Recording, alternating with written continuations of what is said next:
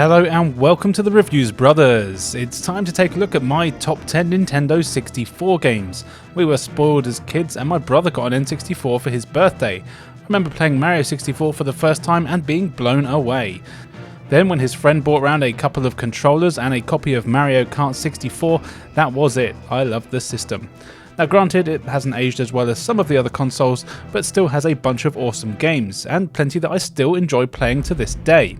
I will say that this is a bit of an odd list. I've got some of the obvious ones in here, but also I've actually kind of deliberately left out a few of them, like the aforementioned Mario and Mario Kart, because they kind of go without saying, so there's no need to get mad. I do still like them.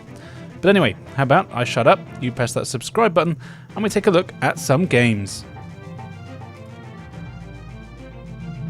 Let's start with a couple of the obvious ones that I've included.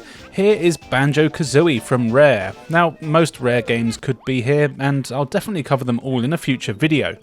This is a fantastic 3D platform game where you are the bear and bird combo. Banjo's sister Tooty has been kidnapped by the evil rhyming hag Grunthilda so she can steal her youth and beauty. So Banjo has to set off to get her back. To do this, you go through a bunch of worlds where you'll need to complete tasks to collect jiggies and music notes that are used to open up new worlds and areas in the hub world to let you get even more jiggies and notes. As you know, Kazooie is the bird in the bag, on your back, and between you've got loads of moves you can pull off to help explore and fight enemies. You can run, jump and do a number of attacks off the bat. And as you explore the levels, you'll find even more moves thanks to your mole mate Bottles. He'll teach you even more that you can do that will help you get through the world. He teaches you to butt drop, which is good against enemies, as well as for pushing switches and so on. You also learn to fly, turn invincible, shoot eggs, and more. There's a surprising amount of moves here, and it's actually kind of surprisingly intuitive with how to use them all. The levels here are all fairly large with lots of areas, and I really do like the variety. They all have a slight fairy tale feel to them. You'll explore mountains, deserts, haunted houses, industrial waterways, lush beaches, and more. Each world has 10 jiggies hidden in it for you to find, and there are times where you'll have to go back and revisit worlds with newly acquired powers in order to get some of the more hard to reach ones. The large hub world also has jiggies of its own to find, and it's lots of fun just to explore and find everything the game has to offer. There's plenty of secrets. I have 100% completed this one at least 4 times that I can think of, and capturing footage for this review made me want to go back and do it again. Another cool thing here is when you meet your mate Mumbo Jumbo. He's the local shaman, and in most levels you'll find him in his little house. Bring him enough Mumbo tokens and he'll turn you into some sort of animal, usually something related to the level you're in. Then you'll get access to new puzzles, challenges, minigames, and of course, jiggies. You'll be an ant, a crocodile, a pumpkin, and if you're lucky, a washing machine. It's great fun. The whole cast of characters here is excellent, and the game has a brilliant sense of humour throughout. It all looks great too. The graphics still hold up today, I think, with some great use of colour and fun cartoony designs everywhere. The game did get a few sequels, but I really think that this is by far the best one. The sequel, Banjo Tooie, is good, but a bit too overly bloated and convoluted for its own good for my tastes. Still, I have 100% of that one at least 3 times. You can get the remastered versions of this and its sequel on the Xbox, and I actually really recommend you do, as honestly that's the best way to play them these days, with better graphics and frame rate. But you still can't go wrong with the N64 version. It plays just as good now as it did back then.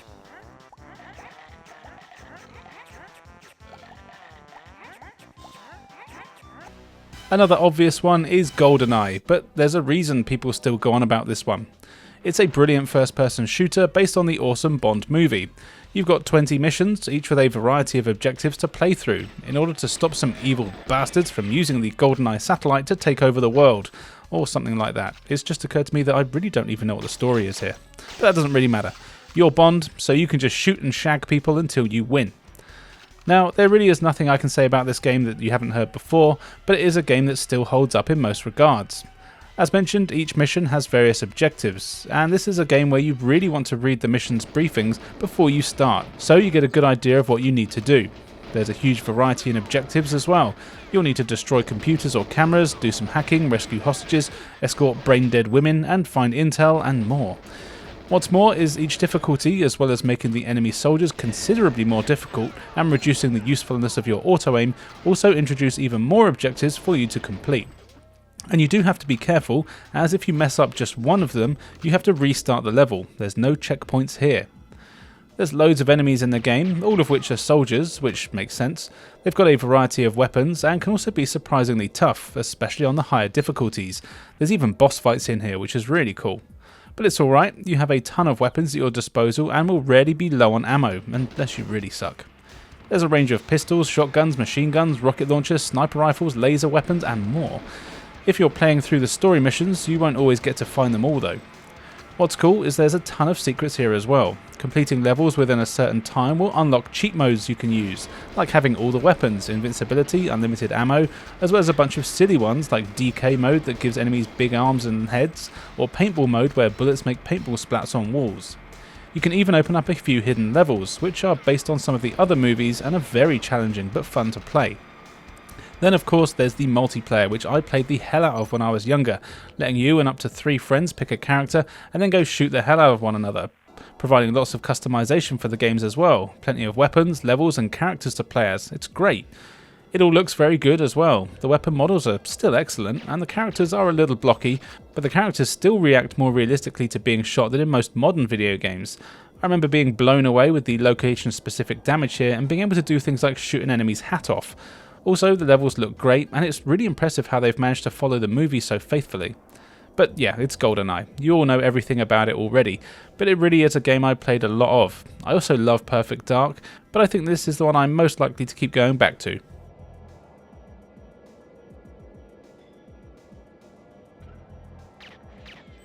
And the last Rare game we'll look at is Conker's Bad Fur Day. This is an incredible platform game where you play as Conker the Squirrel. He's at the pub getting pissed with his mates who are on their way to war. You stumble home drunk only to find your girlfriend is gone, and what's more, the king of the land's table is broken and the only way to fix it is to have a squirrel replace the broken leg, which means there's plenty of minions out looking for a squirrel. Thankfully, most of them don't know what they look like. So yeah, the story is mad and pretty stupid, and things go from strange to even stranger as you play, and it's bloody brilliant. This isn't quite like most 3D platforms you've played though. While you do need to collect money as you play to progress, and you usually get money by completing tasks for the dozens of strange and wacky characters that you'll meet, you don't need to collect hundreds of other things, and this game is a lot more linear and a more story-driven affair, and I think it plays better for it. Oh, and also, it's not for kids. In case you didn't know, this game has swearing, violence and sex in it. It's bloody hilarious. As you explore the massive open world, you can pretty much go where you like, but to progress the story you will need to follow a pretty set path, though you do get to visit a ton of locations, from farmlands populated by horny bees that just want to screw, there's inbred mice, giant mountains made of literal shit with scouser dung beetles and opera singing sentient pile of shite, to zombie filled mansions, the beaches of Normandy during a war, a caveman nightclub and a hell of a lot more wacky places as well. The variety is mad, and the way the story very loosely puts it all together is very funny. If you like bizarre, oddball, crude humour, then you'll have a blast with this one. Conker himself is good to control with the usual array of 3D platform game moves, but the game has a context-sensitive mechanic, where throughout the game you will find a pad with a massive letter B on it. Walk over to it and you get a light bulb over your head. Hit the B button and the game will give you exactly what you need at that precise moment in time. This could be a flamethrower, some toilet paper, a shotgun, gas mask, or maybe just some tablets to get rid of a hangover. So basically you always have the items and abilities you need for the situation that you're in. It works well and you never really question it. There are enemies in the game, though this really isn't the main focus, especially in the early stages. Most enemies can't be defeated, only stunned, which is done by whacking them with a frying pan by the way. Most of the time they're just there to be avoided. But later in the game you will meet zombies, evil teddies, and you will get some suitable firepower to take them down when you need it. It can take a while to get used to some of this, as the controls will change often, depending on the situation that you're in, but it is intuitive and it all makes sense.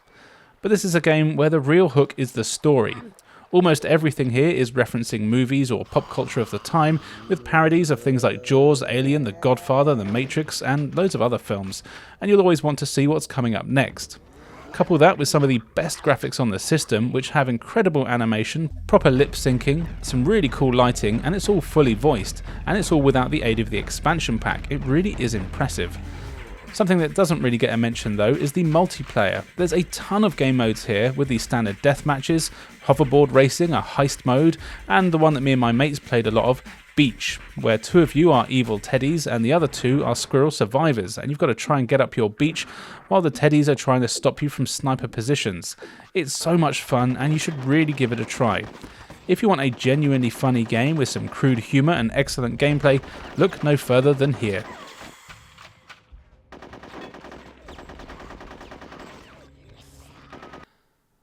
Okay, now for a bit of a curveball which might upset some of you. Here is International Superstar Soccer 98.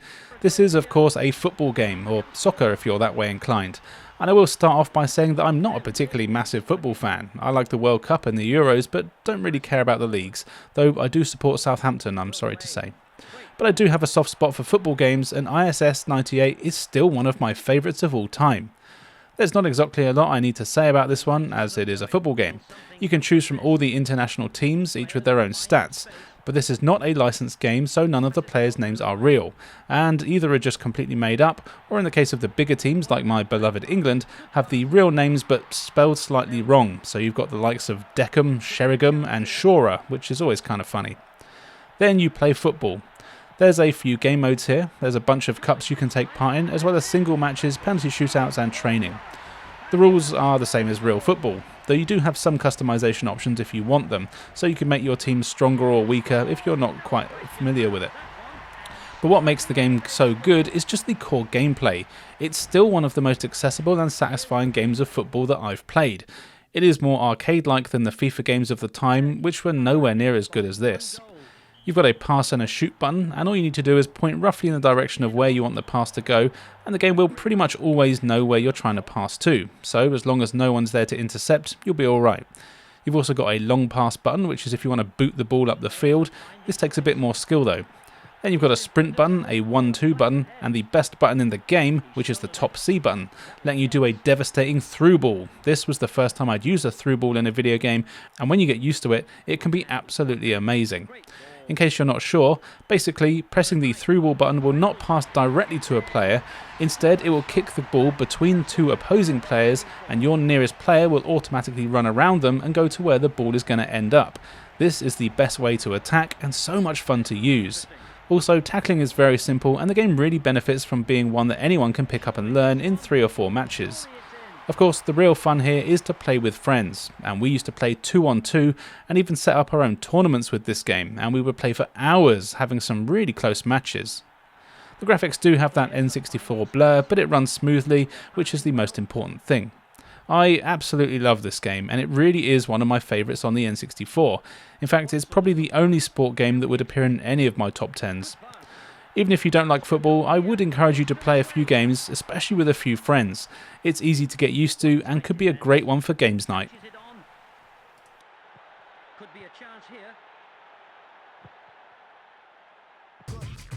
And here's another one that might count as sports. It's WWF No Mercy. I'll get this out there now, I'm one of those people that still thinks that this is the best wrestling game ever made, and I stand by that to this day. It's a wrestling game, so there's not really a story. Well, actually that's not entirely true, there's quite a lot of stories. One for each of the championship belts you can play through in fact, but that's the wrestling that really matters. And the wrestling mechanics here are just brilliant. You've got a spirit meter rather than a health bar. This changes on how well you're doing, so the better you're fighting, the higher it gets. This makes you faster, stronger, and actually makes it easier for you to pull off reversals, which are done using the shoulder buttons. If you're being crap, then your spirit will be low and you'll be slower, weaker and have a hard time reversing enemy attacks. But what makes it unique and actually more realistic towards actual wrestling is that it can change wildly during each match. Even if you're doing shit, you can get in a few good hits and then change the momentum of the match. It's really great. Your characters also take proper damage, so you can focus on specific limbs of an opponent, so you can keep smashing their arms or legs to make them move slower, or their head as well. You can tell if you're doing it right as they will start to hold the bits that hurt, and if they do, you'll want to try throwing them in a submission hold to make them submit. You only have 2 attack buttons here, but you can still do a hell of a lot with them. You can strike with B, and holding different directions or pressing the button for longer will do different or more powerful attacks. As for the grapples, you also have a ton of moves that are super easy to pull off. You can tap A to do a weak grapple, then you hold a direction on the D-pad and press either A or B, each of which is a different attack. Also, if you hold the grapple button, you do a hard grab, and then again, you can hold each different direction on the D-pad and then press A or B to do a much stronger attack. The risk with the strong ones being that they take longer and can be easier to reverse and counter. But it just means that the characters all have dozens of moves, and when you're doing well, your spirit meter will flash. At this point, you just need to nudge the analog stick in any direction to activate your special. Then you've got about 30 seconds to get your opponent in a hard grapple and press the analog again to do your finisher. You can do it as many times as possible within the time limit as well. It's so fun and easy to do. Even more attacks and touches have been added to this game compared to the previous ones in this sort of series, like being able to do running grapple attacks, which really adds a whole lot more than you'd expect to the gameplay. As well as this, you've got the usual game modes, as well as ladder matches, table matches, Royal Rumble, and it's just so much fun. My friend Tony and I would always break this game out when we see each other for a Rock vs Stone Cold matchup, and there's probably an even number of wins and losses between us. Anyway, there's also been a bunch of cool stuff added that you can do. There's a number of fully fleshed out story modes for each of the championships, and you even get cutscenes using the in-game graphics and some choices you can make. And yes, I did make Kane the women's champion and have him compete in a bikini match. You can even take the fight into the back rooms. You can throw your opponents out of the ring and up the ramp, and you'll end up behind the scenes where you can slam your opponent into a bar and even rock bottom them through a pool table. And this is the game that got me into character creation. There's a crazy detailed one where you can spend hours making your own fighter. What's cool is that as you play, you earn money, and you can visit the store to unlock a ton of new characters, as well as weapons to use, costumes and movesets that you can use in the Create Character mode. And what I like is they have movesets from characters that aren't officially in the game, letting you make them yourself, presumably because they don't have the license for that character, or they're from a different promotion. There really is just so much to do here, and this is a game you can play on your own or with friends for months and never get bored. The graphics aren't going to impress you, the entrances are kind of bad really, but it's all fun. At least they tried. But yeah, like I said, this game is incredible. It really is a must-have for the N64, and one I really think that everyone should play just for a few hours, even if you don't like wrestling. I'm pretty confident that after a few matches that you'll be hooked, even if you don't care about sweaty men in pants slapping each other.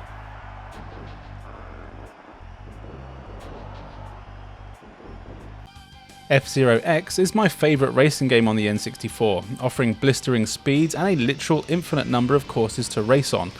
I will say it was tough for me to decide if I wanted to include this or Mario Kart, but I think for me this one just takes it. And I'll probably piss off a lot of you here by saying that I don't really like Diddy Kong Racing. I think that game is very overrated. Anyway, here you have a whopping 30 characters to choose from, each with their own different craft to race in. It's loads of fun trying them all out to see which one you're going to get to grips with the best. You have a great selection of courses that get crazy, involving loops, jumps, tunnels and even weird pipes that you can race on.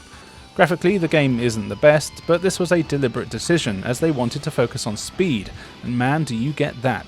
This game is blisteringly fast and runs at a constant 60 frames per second with no slowdown, even with all 30 races on the track. And yep, that's what you get. Every race has all 30 challengers taking part. If you want to thin the crowd though, you will have a few attacks at your disposal. You can double tap the shoulder button to barge into other races, causing them to crash and taking them out of the race. This is fun to do. As a reward, you get a little energy back for every one you kill, and for every 5 kills, you get an extra continue. And much like the SNES version, you're going to need them as this game is not easy, but man is it fun. Each of the cups is well varied, and something that's really great here is the X Cup, which you earn by beating all of the other cups on all of the difficulties. The X Cup is a random track generator, meaning that this game really does have unlimited tracks to race on. I can't believe that this isn't a trend that caught on. Some of the tracks that you're thrown into are mental, and this is really fun in multiplayer. Before each race you can choose to prioritise either speed or acceleration, which at the time I didn't really understand, but now I'm ever so slightly smarter, I've realised that depending on the track layout you'll want to choose wisely. If a course is full of tight bends, you're better off with more acceleration so you can brake and get your speed back up quickly, whereas if a track is more straight, you want more top speed so you can go wild on the long straights. You actually get unlimited boosts here as well, which are activated after your first lap, and then you can boost as much as you like, but you have to be careful as the boosts use energy, so if you go too wild, you end up blowing up your ship. This gives the game a great risk versus reward factor. I briefly mentioned earlier there is multiplayer, and it's true. Up to 4 players can go head to head on any of the unlocked tracks, and the more the merrier. This is a great party game with friends, especially on X Cup, where no one knows what the hell is round the corner. Another must own for your N64.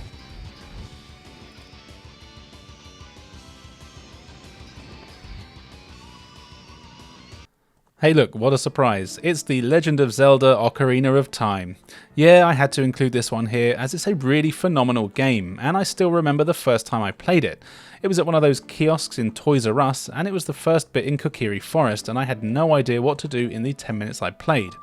Eventually my brother got a copy, and oh boy, we put in the hours here.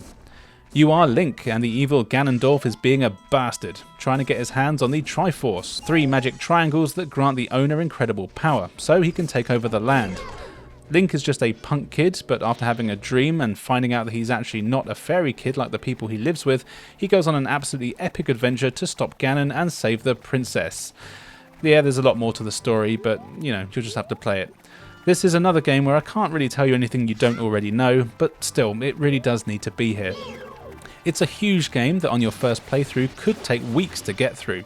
You explore the land of Hyrule, which is filled with temples and dungeons that contain puzzles, monsters and items that you'll need to progress. There's also dozens of characters that you'll meet throughout the game in the various towns that you'll find, as well as loads of optional quests, items and mini-games. Your first mission is to track down 3 spiritual stones from the forest, earth and water temples. Once you've done this, which I didn't quite do while capturing footage for the video, you then have access to the Temple of Time. And one of the game's main mechanics is that you can travel between the past and the future, before Ganon has taken over, and of course the future where Ganon has managed to take the power and destroyed most of the land. But as you play, you will race Ganon into finding the Triforce, so you have the power to beat him. It's actually hard to know where to start here, as there is just so much to this game.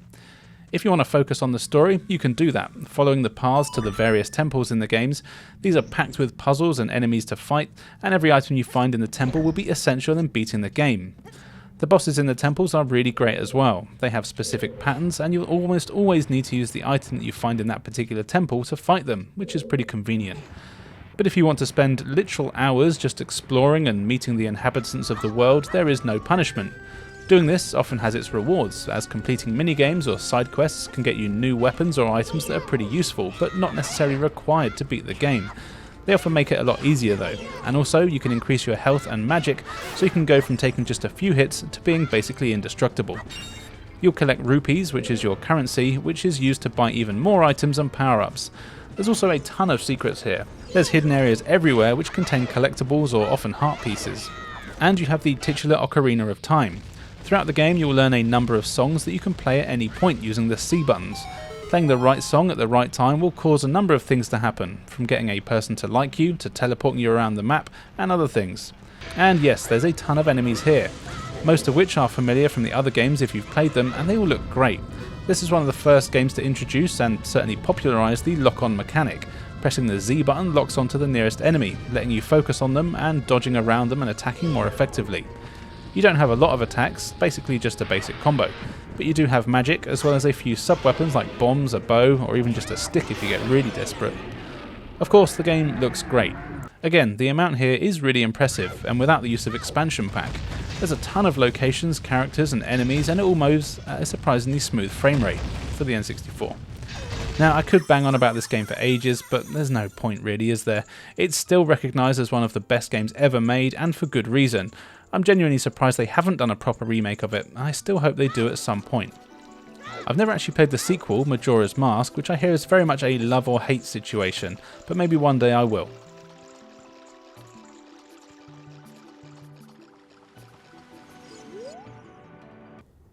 Next up is Turok Dinosaur Hunter, which was one of the first games I got for the system. You are Turok, the dinosaur hunter. The evil campaigner is going around the Lost Lands and trying to be a bastard, along with his army of soldiers and dinosaur friends. So Turok, which is actually a title, not the character's name, so anyone can be a Turok really, sets off to fight him. To do this, you need to fight through 8 huge worlds, collecting the keys that are hidden within them, and that they let you open up the other worlds to fight massive bosses. All the levels here are based on the Lost Lands, which are very ancient jungle themed, along with a few temples, cave systems, swamps and so on. They are all massive open worlds, and you're free to explore the levels as much as you want, and you will need to, as finding the keys can be very difficult and you can easily spend hours on a single level trying to find them all. Other than new weapons, there's no abilities or anything to collect. There's also a fair amount of platforming to be done on the levels, and you'll need to navigate precarious fire pits or bottomless chasms quite often. The main focus though is shooting stuff in the face, and that's really where the game shines. You get a bunch of enemy types. There's a number of soldiers with a variety of weapons, knives, pistols, shotguns, plasma guns, etc. And then there's the local dinosaurs, so you'll be fighting raptor things, triceratops, dimetrons and more. What's cool is that later levels see the soldiers using dinosaurs more effectively, attaching weapons to them and even riding them. It's great and makes you want a Dino Riders game. And if you don't know what Dino Riders is, go look it up. It's one of the best things to come out of the 80s.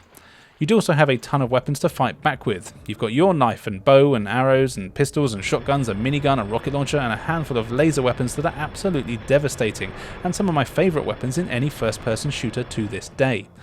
It's not an easy game though, in fact it's really damn tough. A lot of people do complain about the controls, but I never had an issue with them. You use the C buttons to move forward, backwards and strafe, and the analog stick is used to aim. It is more like a modern scheme than the GoldenEye setup that everyone seems to be used to. There's also a few massive bosses here which are fun to fight. There's not much in the way of strategy for them though, it's just shoot them in the face until they die, but the huge T-Rex in particular is really fun. The game is single player only. Now I think that's actually a good thing. And the game also got a remaster thanks to our friends at Night Dive Studios, and I do own the remaster of all 3 Turok games, and it's definitely the best way to play them now. I wonder if they'll do Rage Wars, I doubt it. But yeah, if you have your N64 and like action and dinosaurs, this is one you need to play.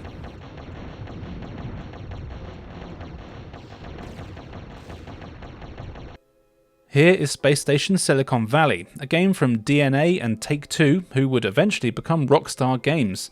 Yep, the GTA people. This is a really great game and I never hear anyone talk about it. You are a space janitor travelling around with your robot buddy when suddenly your spaceship malfunctions and crash lands into the space station, which happens to basically be a space zoo that has robot versions of a bunch of animals from planet Earth, but with some robo-liberties taken. Your robot mate's body is destroyed in the crash, and all that's left is a microchip which thankfully can run around and possess any dead bodies of the robot animals. So as the chip, you need to go around a ton of levels, all set in these space station zoo enclosures, where you'll need to collect fuel for your ship and complete various objectives to get to the next level so you can fix the damage you've done and fly away. Honestly though, the story doesn't matter at all here. None of the levels are connected in any way, and each one is essentially just a large action puzzle where you've got to use the various abilities of the animals in order to complete whatever it is you need to do. There's dozens of animals you can take control of in the game as well, and they get more exotic the further you get into it. You start with things like dogs, mice, sheep and foxes in the opening farm levels, but as you progress you get to take control of things like penguins, wolves, gorillas, elephants, bears and walruses. Each animal has 2 abilities assigned to the A and B buttons. These vary wildly and aren't always what you'd expect. Most animals can jump, and ones like wolves can even bite to attack. But then you get the fox, whose abilities are a speed boost and a homing rocket. Similarly, the walrus also has homing rockets. The rabbit can use its ears like a helicopter, and the mouse has wheels and can be used to boost around levels and go over jumps. You'll definitely want to try out all the animals, and often need to, and you'll want to switch between them regularly to complete the wide variety of objectives, which could be to kill certain animals, to be a sheepdog and round up sheep, to race another animal, to activate weather machines, and so on.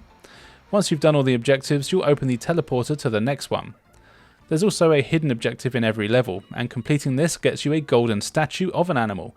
These don't do too much, but they are there for completionists, though annoyingly there's a glitch in the game, at least in the copy I have, which means that one of the statues doesn't actually let you pick it up, so I have never 100% completed this game. In fact, I don't think I've ever actually completed it.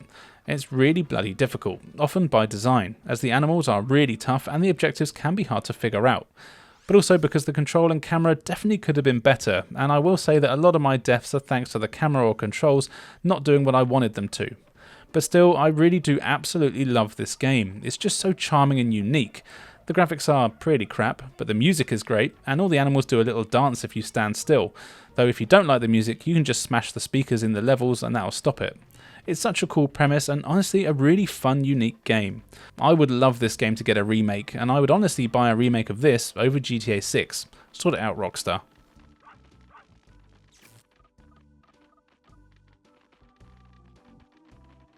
And finally for today, here is Body Harvest, another game from DMA, and you can really see a very early splash of 3D GTA here. Body Harvest sees you play as a space marine who has to travel through time to defeat evil aliens in various time periods and locations around the world. The aliens have come down to harvest humans as a food source, hence the name. It's a really cool open world action game with huge levels that definitely falls victim of being a very early game of this sort, but I still love it. It's split into levels, all of which will take hours to get through. You will need to explore the large worlds, completing mission objectives and rescuing humans from the aliens that can teleport in at any moment. You've got a text-based radio buddy who gives you your missions as you play, and then you'll need to explore the map to find the item, weapon or character or location that she is on about. Now the game does give you a map and it does highlight certain things, but for the most part you're left to your own devices to figure out where to go and what to do. There's no GPS or anything like that here, which can make getting around a pain in the ass, as you'll be switching to the map screen every few seconds. But getting around is pretty cool. Basically, you can do what you want. You can run around, which is of course very slow, or you can jump into almost any vehicle that you see in the game. There's a ton of trucks, cars, jeeps, motorcycles, tanks, planes, boats, hovercrafts and more, and you're usually free to get in and out of them as often as you like. Each vehicle has various stats in terms of speed, armour and even fuel. That's right, you will need to keep the vehicles topped up with fuel here, otherwise you'll get stranded, and the nearest town might be miles away for you to run to. The levels are divided into zones, and each zone is cut off with a barrier that the aliens set up. These barriers can be destroyed by killing the boss aliens, which are huge and take a ton of damage, so you will want to try and find a tank or something before taking them on. You always have a weapon though. Your default pistol does have unlimited ammo, though it is pretty weak. You'll find shotguns, machine guns and even dynamite as you play. All of these use ammo, so you want to make sure to only use them when you really need to. But what's cool is you find things like a cool shield that you can reflect the sun onto them and burn the bastards. That of course doesn't use ammo, but you do need to be somewhere sunny. As you're exploring, aliens, which all look like bug things by the way, will teleport in. If a harvester alien is with them, you will be alerted, as these are the main ones that want to attack the humans, and you'll get a little arrow letting you know which direction it's in, and you will want to drop everything you're doing to go and take it out as quickly as possible, as if a certain number of humans die, it's game over. The game does have checkpoints, but they are very few and far between, often over an hour. Another thing is that a lot of buildings can be entered. Here you'll meet various NPCs that will often give you vague hints as to where you go or what to do. You also need to ransack their places to find things like health, ammo or fuel, and even sometimes keys that you'll need to open other houses or buildings, and sometimes special keys to more powerful vehicles.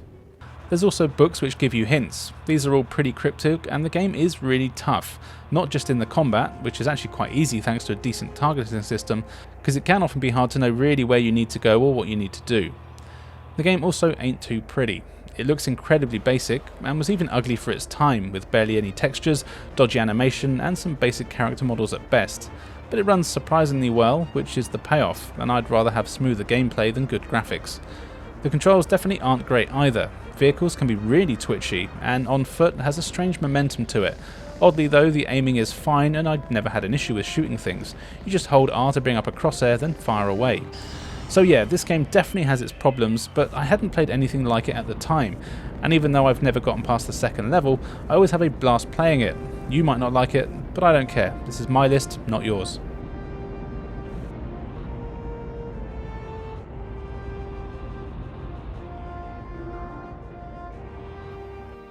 So there you go, my 10 favourite N64 games. Which ones are your favourite? Let me know in the comments below.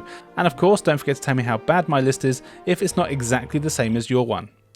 I want to say a big thank you to my super sexy patron, and you can be one too if you want to. I've got loads more content on there, including reviews for games that are too hot for YouTube, as well as podcasts, gaming challenges and more. On screen now you can see where you can follow me, so why not do so? There's plenty more content for everyone to enjoy. And now, all that's left for me to say is thank you for joining us, and we'll see you next time.